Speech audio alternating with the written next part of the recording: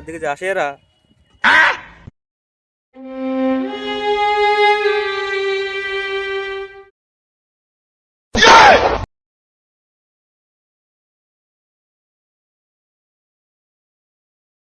এই খাওয়ার জন্য তাই কি হচ্ছে?